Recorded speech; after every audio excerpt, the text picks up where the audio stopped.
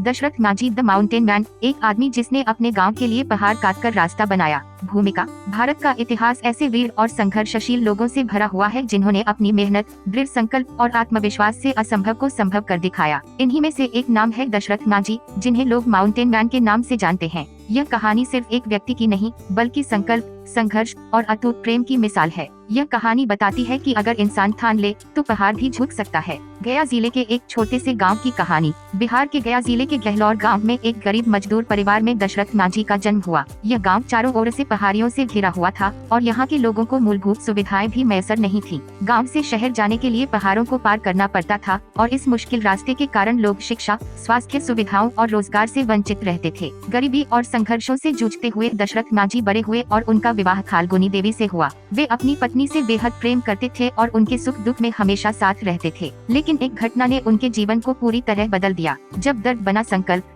एक दिन उनकी पत्नी खालगुनी देवी पहाड़ पार करके रोजमर्रा की जरूरतों के लिए शहर जा रही थी। रास्ता बहुत कठिन था और चलते चलते उनका पैर फिसल गया। वे बुरी तरह घायल हो गई और गंभीर हालत में थी। इलाज के लिए अस्पताल पहुंचने में बहुत देर हो गई और उनका निधन हो गया। दशरथ माझी के लिए यह हादसा किसी वज्रपात से कम नहीं था। उनके दिल में एक ही विचार आया, अगर इस पहाड़ के कारण मेरी पत्नी की जान गई तो मैं इसे काट डालूंगा। गाँव वालों ने उनकी बातों को मजाक समझा। लोग हंसने लगे और बोले, क्या तुम अकेले पहाड़ काटोगे? लेकिन दशरथ माझी ने ठान लिया था कि वे अपनी पत्नी की स्मृति में इस पहाड़ को काटकर रास्ता बनाएंगे ताकि किसी और को अपनी जान न गंवानी पड़े। एक आदमी और एक छेनी हथौड़ा। 1907 में दशरथ माझी ने अपने छोटे से औजार, एक हथौड़ा और छेनी से पहाड़ को काटने का काम शुरू किया। उनके पास न कोई बड़ी मशीन थी, न ही कोई सरकारी मदद। लोग उन्हें पागल कहते थे, लेकिन उन्होंने किसी की परवाह नहीं की। रोज सुबह वे अपने खेतों में काम करते और फिर दिन भर पहाड़ काटते। उनके हाथों में छाले पड़ गए, लेकिन उनका संकल्प अडिग रहा। वे अकेले ही इस असंभव कार्य में लगे रहे, बिना किसी उम्मीद के, बिना किसी सहायता के। 22 साल की मेहनत और पहाड़ झुक गया।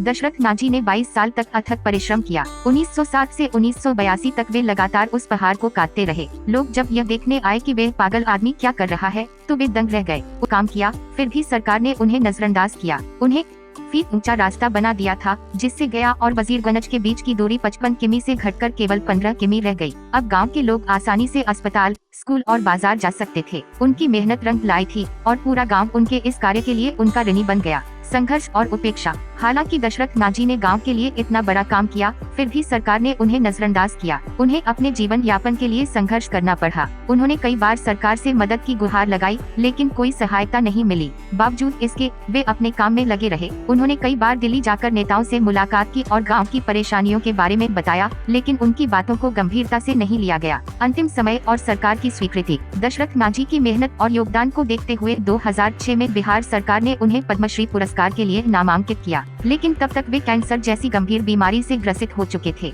17 अगस्त 2007 को उन्होंने दुनिया को अलविदा कह दिया। उनकी मृत्यु के बाद सरकार ने उनके सम्मान में कई योजनाएं शुरू की और उनके द्वारा बनाए गए रास्ते को दशरथ माझी पथ नाम दिया। दशरथ माझी से सीखने योग्य जीवन के सबक।